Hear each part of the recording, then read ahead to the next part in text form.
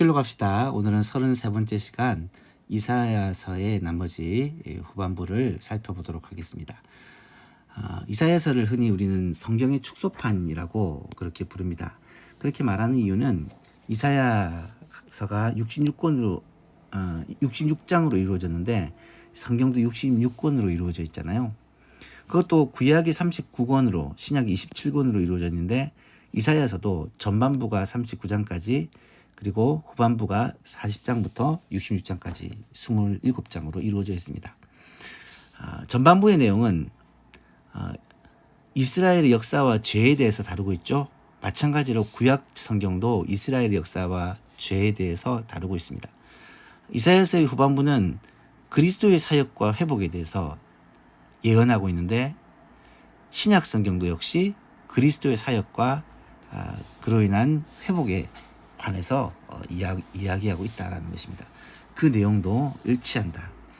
그리고 신약 성경은 세례 요한의 사역으로 시작이 되는 것처럼 이사야서도 40장에 세례 요한에 대한 예언으로부터 시작을 합니다. 신약 성경이 새하늘과 새 땅을 묘사하는 것으로 마무리하는 것처럼 이사야서의 후반부도 새하늘과 새 땅 마지막으로 예언하면서 끝을 냈습니다.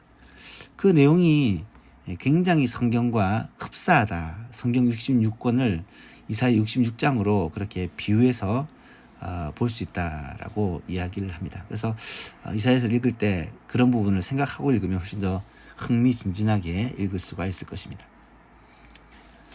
지난 시간 우리 이사야서 구조를 살펴보았고 이 앞부분을 살펴보았습니다. 이게 이제 절반으로 나눈다면 앞부분이고 뒷부분입니다. 앞부분은 이스라엘의 역사와 죄에 대해서, 그리고 뒷부분은 그리스도를 통한 지저스 크라이스트입니다. 그리스도를 통한 사역과 회복에 대해서, 그리스도의 사역을 통한 회복에 대한 예언들이 나타납니다.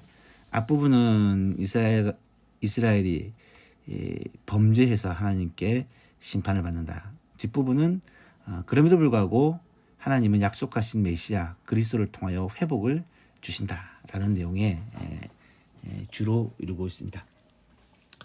우리 앞부분은 지난주에 살펴보았고요. 오늘은 이 뒷부분 40장부터 66장까지 내용을 살펴보았으면 좋겠는데요. 이것도 좀 이제 편의상 두 부분으로 나눴지만 사실은 뭐 다양한 내용들을 가지고 있기 때문에 더 상세하게 나눌 수가 있습니다. 조금 더 상세하게 살펴보면 먼저 40장에서 55장 내용 사이에는 하나님의 백성들 중 남은 자들에 대한 이야기, 그리고 그 남은 자들의 귀환과 구원과 회복에 대해서 돌아온다. 그리고 하나님께서 은혜를 베풀어 주시고 회복의 은혜를 주신다. 사실 역사적으로 봤을 때 돌아왔죠. 이게 이사야 시대보다 한참 후의 시대입니다. 그리고 하나님의 특별한 은혜가 부어졌죠. 성전이 다시 회복되었죠. 그리고 에스라와 느헤미야를 통하여서 영적 부흥이 일어났고 삶의 회복이 나타났죠. 이런 일들이 실제로 다 일어났다라는 것입니다. 장별로 쭉 보시면 40장부터 시작해서 40장은 위로하라는 거예요. 이스라엘을 위로하라. 멸망받은 이스라엘, 하나님의 심판을 받은 이스라엘을 위로하라. 그리고 하나님은 반드시 약속을 지키신다. 열방과 이방 신들과는 도무지 비교할 수 없는 하나님에 대해서 이야기를 하면서 구원자가 임할 것을 얘기하고, 그 구원자로 여호와의 기름 부음 받은 자인 고레스를 언급을 합니다. 이거는 참 독특한 부분인데요. 이 고레스는 우리가 알듯이 페르시아의 초대 왕입니다. 이때는 뭐 바벨론이 아직 이스라엘을 침략하기도 전인데, 이 바벨론이 나중에 페르시아에 의해서 멸망을 당하고 페르시아의 왕이 고레스가 될 것을 훨씬 전에, 몇 백 년 이상 전에 이사야가 예언을 하고 있는 거예요. 그리고 그 고레스가 하나님의 기름 부음 받은 자, 하나님의 일의 통로로 쓰임 받을 것을 예언하고 있다는 거예요. 이 말은 모든 역사를 하나님께서 다 주관하시고 이끌어 가신다라는 것을 이 이사야의 예언을 통해서 알 수 있죠. 그래서 많은 학자들은 이 이사야 예언이 나중에 다 이루어지고 난 다음에 한 예언이다라고 얘기를 합니다. 왜요? 너무 일어난 일을 정확하게 얘기하니까. 미리 100년 이상 전에 예언했을 리가 없다. 그렇게 믿지 못하는 사람이 굉장히 많습니다. 하지만 이사야가 하나님이 보여주시는 그 비전을 보고 하나님이 보여주신 그 예언을 그대로 한 것밖에 없죠. 그죠? 하나님께서 할 일들을 이사야에게 미리 보고 말하게 한 것뿐입니다. 그리고 회의주의자들과 열방을 향해 호소하는 내용이 나타나고요. 계속해서 바벨론이 멸망할 것이다. 바벨론은 하나님의 백성 유다를 심판할 도구로 쓸 것인데 이 바벨론은 결국 하나님의 심판을 받아 멸망당할 것이다. 그리고 바벨론의 신들을 조롱하는 이야기가 나오고요. 이스라엘에게 호소합니다. 지금 하나님을 섬기지 않고 하나님을 의지하는 대신에 지금 복잡한 상황 속에 자꾸 다른 나라, 이 바벨론의 이 당시는 사실 이제 바벨론이 강력한 나라가 아니고요. 아수르가 이스라엘을 침략하여서 북이스라엘을 멸망시키고 그리고 나서 바벨론이 이 아수르를 또 멸망시키고 통일을 하는데 이 사이에 예언한 내용들이기 때문에 이 바벨론은 물론 나라는 있었습니다. 한참 성장하는 나라였지만 그 바벨론이 세계를 그렇게 점령하고 맹위를 떨칠 것이라는 것을 예상할 수가 없었죠. 그런데 이제 이사야는 이미 그것에 대해서 예언을 하고 하지만 이 바벨론이 하나님의 심판을 받을 것도 얘기를 하고 그리고 바벨론에 대한 조롱 그러면서 이스라엘 백성들에게 호소를 하죠. 이 바벨론을 의지하지 말고 하나님을 의지해야 된다. 열방을 의지하지 말고 열방을 두려워하지 말고 하나님을 의지해야 된다는 것을 이사야 선지자가 간절하게 호소하는 내용이 나타나고 있습니다. 그리고 이어서 정당함을 입증받은 종과 회복의 상업이라고 되어 있는데 이제 여기서 이제 메시아에 관한 예언들이 나타나기 시작합니다. 메시아는 뭐 계속해서 나타납니다. 군데군데 이 40장에서 55장 그리고 56장에서 66장 사이에서 메시아가 계속 등장합니다. 제가 이것을 좀 따로 떼가지고 설명할 수 없으니까 제가 모아가지고 주보에다가 실어놨습니다. 부록으로. 그러니까 이 주보를 부록에서 받으시면 거기에 이제 이사야서에 나타난 메시아 예언들, 이사야에서 나타난 예수님에 대한 직접적인 예언들만 그렇게 10가지 정도를 뽑아서 그것도 본문이 한두 개가 아니죠. 여러 가지를 그렇게 설명을 해놓은 것을 볼 것입니다. 예수님의 인생 거의 전체에 대한 예언들이 이사야서에 나타납니다. 이 종은 이스라엘을 집으로 인도하게 되어지고 시온의 자녀들을 돌이키게 되어지고 학자 같은 여호와의 종이 압제 속에서 자신의 신뢰를 표현할 것이고 여호와께서 시온으로 돌아오시고 자신의 고난으로 백성들을 의롭게 한 종이 귀환될 것이며 시온의 결혼생활 회복될 것이다. 물론 이런 종들이 하나님께 쓰임받은 사람들 그렇죠? 뭐 스룹바벨이라든지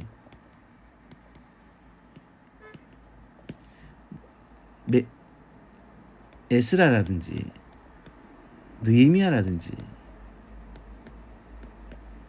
뭐 이런 종들도 하나님의 도구로 쓰임을 받죠. 하지만 결국은 이것은 메시아를 바라보고 예언하는 말씀이다 라고 이해를 하십니다. 완전한 회복을 주실 분은 메시아다라는 것을 이사야서는 계속해서 바라보고 예언을 하는 거예요. 놀랍게도 이 이사야서는 모든 예언서와 마찬가지로 중의적인 예언을 합니다. 당장 일어날 일, 앞으로 10년, 20년, 30년 역사 속에서 일어날 일들을 바라보고 예언하는데 그 이면에는 장차 오실 메시아 예수 그리스도에 대한 예언이 있다는 거예요.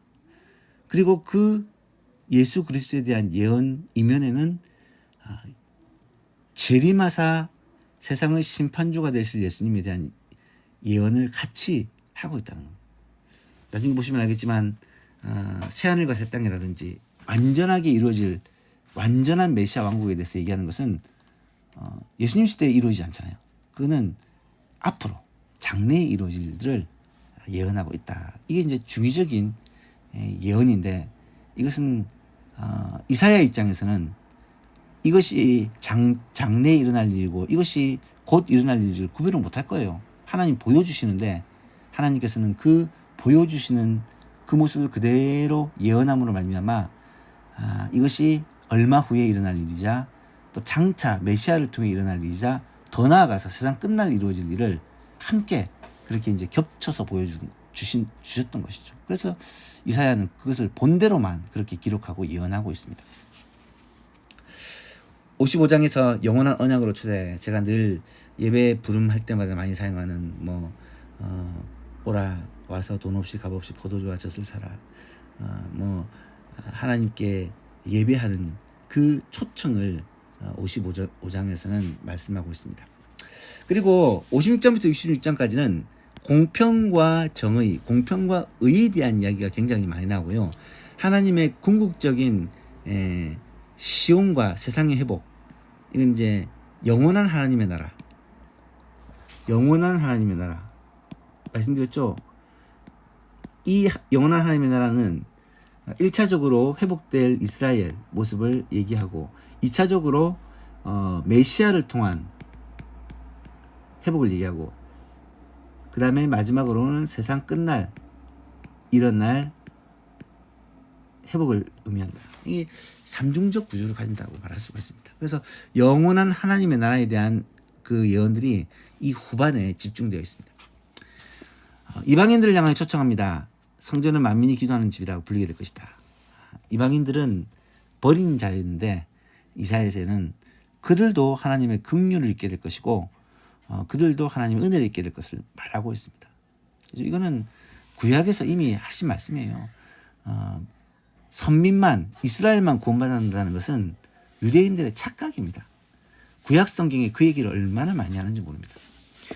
탐욕과 우상숭배를 비난하고 경건한 자들을 인정하시고 여호와께서 기뻐하시는 금식이 무엇인지 얼마 전에 그 주일 난예배를 통해서 진짜 금식이 어떤 것인지를 제가 이 이사야서 58장 말씀을 가지고 설명을 드렸죠. 그죠? 이 말씀에는 여호와께서 기뻐하시는 금식이 어떤 것인지를 자세히 설명하고 있습니다. 백성들의 죄에 대한 규탄과 여호와의 구원, 시온의 영광, 압제당한 자를 위한 기쁜 소식. 그죠? 이제 복음이죠, 복음. 그리고 시온의 회복을 위한 기다림과 회복. 이 전체 내용이 쉽게 말해서 무엇을 말하겠습니까? 하나님의 백성이 그리스도가 다스리는 나라, 그죠? 메시아가 다스리는 메시아 왕국이 될 때에 하나님의 백성들의 삶이 어떻게 회복되는 것인지를 보여주는 거죠. 공평과 정의라는 말로, 공평과 의, 디카이오시네. 이 공평과 의를 가지고 하나님의 나라의 특징을 설명하는 것이죠. 그리고 마지막 부분에는 전사이신 여호와께서 승리하실 것을 얘기하시고요. 그 다음에 죄의 고백과 자비를 구하는 기도가 나타나고 패역한 백성들을 벌하시는 하나님과 결국은 새하늘과 새 땅을 창조하심으로 말미암아 의인에 대한 악인에 대한 심판, 그리고 의인에 대한 하나님의 영원한 그 복, 새하늘과 새 땅, 이것에 대한 시온의 온전한 회복에 대해서 이사야서는 마무리하고 있습니다. 보시면 알겠지만 이 이사야서 전체 내용이 사실은 곧 일어날 일, 그리고 메시아를 통해 일어날 일, 장차 일어날 완전한 구원을 삼중적으로 그렇게 보여주고 있는 것입니다. 그래서 이 이사야서가 모든 서신서 중에 가장 중요하다고 하고요. 또 이 이사야서를 알아야 다른 서신서들도 이해할 수 있다고 합니다. 이번 주 우리 감사주간인데요. 이 감사주간을 보내면서 우리가 다른 것도 많이 해야 되겠지만 하나님의 말씀을 읽는데 조금 더 열심을 내었으면 좋겠고요. 그 말씀 중에 진짜 회복과 위로에 대한 말씀, 나아가서 하나님의 온전한 축복에 대한 말씀이죠. 장차 일어날 일들을 얘기하면서 결국은 하나님 백성들이 승리하게 될 것을 이 이사야를 통해서 말씀하신 말씀을 우리가 꼭 한번 읽어봤으면 좋겠습니다. 결론입니다. 이사야의 예언은 보죠? 예수 그리스도, 그리고 교회, 그리고 영원한 하나님의 나라를 쫙 한꺼번에 바로 당장 일어날 일, 예수 그리스도를 통해 일어날 일, 교회사를 통해서 일어날 일, 앞으로 일어날 일, 이것이 이제 중복해서 바라본다. 이걸 갖다가 함께 바라보는 거예요. 이사야 입장에서는 이게 언제 일어날 일인지 잘 구분이 안 되는 거예요. 그냥 다 같이 바라보는 것 뿐인데 우리가 성경을 가지고 연구를 해보니까 이 일은 이사야에서 조금 지나서 이스라엘 백성들이 예루살렘으로 돌아오는 사건을 통해 성취되었구나. 또 이거는 예수 그리스도를 오심으로 성취되었구나. 이거는 또 교회 시대에 성취되거나 이건 또 장차 하나님의 나라에 성취될 것이구나 라는 것을 우리가 구별할 수가 있고 또 복합적으로 그것을 함께 보여주는 그런 예언일 수도 있다라는 거죠. 이사야의 예언들은 예수 그리스도와 교회 가운데 궁극적으로 이루어졌고 하나님의 나라가 완성될 마지막 때는 완벽하게 성취될 것입니다. 그죠? 먼 날을 바라보고 이사야는 예언했던 것입니다. 예수님은 공평과 의로 통치하시는 하나님의 나라의 왕이다. 말씀드렸죠? 메시아 예수 그리스도는 곧 공평과 의로 통치하시는 하나님 나라의 왕이고 그 뜻에 순종하고 그 나라의 백성으로서 우리는 영원한 영광을 누리게 될 것을 이사야서는 말씀하고 있는 거죠. 임마누엘이신 예수님은 여호와의 종으로서 백성들의 죄와 질고를 담당하시고 죽으셨다. 종의 노래라는 것이 많이 나타납니다. 종의 노래. 이 종의 노래가 메시아를 왕, 권력자, 위대한 사람으로 묘사하는 것이 아니라 고난받는 종으로 묘사하는 거예요. 예수님이 다윗의 왕권을 가지고 이 땅에 오시지만 예수님이 힘과 권력을 가지고 세상을 압제하는 왕이 아니었다는 거예요. 예수님은 오히려 고난받는 종으로서 십자가를 지심으로 하나님께서 맡기신 사명들을 감당하셨다는 사실이죠. 그래서 이런 것을 보면 우리가 이제 그 뜻을 깨닫게 됩니다. 하나님의 용서와 공평과 의를 회복한 하나님의 백성들은 새로운 의, 교회를 통하여서 회복되었다. 이제 앞으로 이사야서를 쭉 읽고 또 서신서를 읽어가다 보면 이것이 일어난 일인데 동시에 일어나고 있는 일이라는 거예요. 교회 시대에 지금도 일어나고 있는 일이라는 것입니다. 이거는 하나님께서 이사야를 통해서 이미 이 구약 시대가 아니라 저 신약 시대, 그리스도 시대, 더 나아가서 교회 시대를 바라보고 예언하게 하셨다는 거죠. 새로운 시온인 교회는 하나님의 빛을 바라며 이스라엘의 남은 자들과 이방인들이 그 빛을 보고 주님께로 돌아온다. 그죠? 교회는 새로운 시온이다. 구약 시대는 시온이 이스라엘이었는데 신약 시대에는 새로운 시온이 교회다라는 말씀입니다. 교회가 새로운 시온이 되어서 이스라엘의 남은 자들이 결국은 메시아의 통로가 되어지죠. 또 이방인들이 분명히 말씀드렸습니다. 구약 시대부터 이방인들이 주께로 돌아올 것을 말씀하시고 계속해서 예언하고 계시다는 것. 이런 내용들이 이사야서의 줄을 이룹니다. 이사야서를 잘 읽고 이해를 하시면 나머지 모든 예언서가 좀 쉽게 풀어지는 그런 이익이 있습니다. 그래서 이사야서를 이번 기회에 꼭 한번 읽어보셨으면 좋겠습니다. 이번 주 40장에서 60장까지 그리 많지 않습니다. 27장 정도니까 뭐 하루에 4절씩 읽으면 27장 읽을 수 있겠죠. 그죠? 5장씩 읽으면 충분히 그렇게 읽을 수 있을 것입니다.